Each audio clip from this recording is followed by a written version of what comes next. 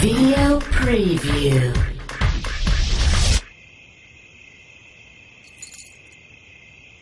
Together. Always.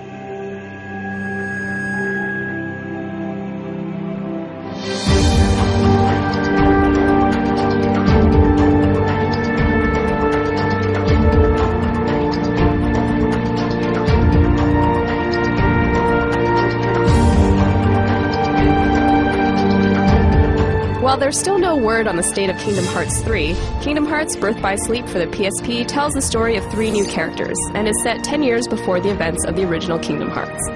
You can play through the game as Terra, Aqua, or Ventus, and visit the many Disney-themed worlds in different order. Each character has their own unique skill set, and plays quite differently from one another. Aqua tends to lean towards her magical powers, whereas Terra relies on brute strength, and Ben is quick and nimble. Without going into too much detail regarding the story, the 3 friends who are Keyblade wielders are training to become Keyblade Masters at the beginning of the game. After Aqua and Terra take the test, one of the Masters, Xehanort, disappears and swarms of Unverse begin to appear in the various worlds.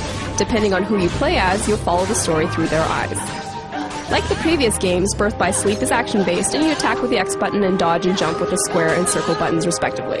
You have a command deck that you can customize with new abilities that you'll get throughout the game, and learn skills that you can keep with you after you've leveled them up.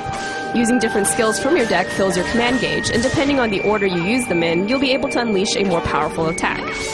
There's quite a few gauges to keep track of, but they're all for your benefit. The focus gauge is for your shot lock command, a useful skill when you're surrounded by multiple critters. Another new feature is a Dimension Link, or D.Link, which you can use to borrow another character's powers. You'll be able to link up with characters that you'll meet throughout the game, and have access to all kinds of new abilities. Your D.Link gauge has to be full before you can call them, however. Traveling between worlds is easy, and there's no gummy ship minigame in between. From here you can visit the Mirage Arena, where you can play with friends via ad hoc mode. There's several modes to play in, like Versus Mode, Arena Mode, or Rumble Racing. Up to 6 players can play in Versus Mode and race together, and up to 3 players can play in the Arena Mode, which is essentially you against waves upon waves of enemies. There's other side stuff to do as well, like a command board which lets you play against friends or on your own.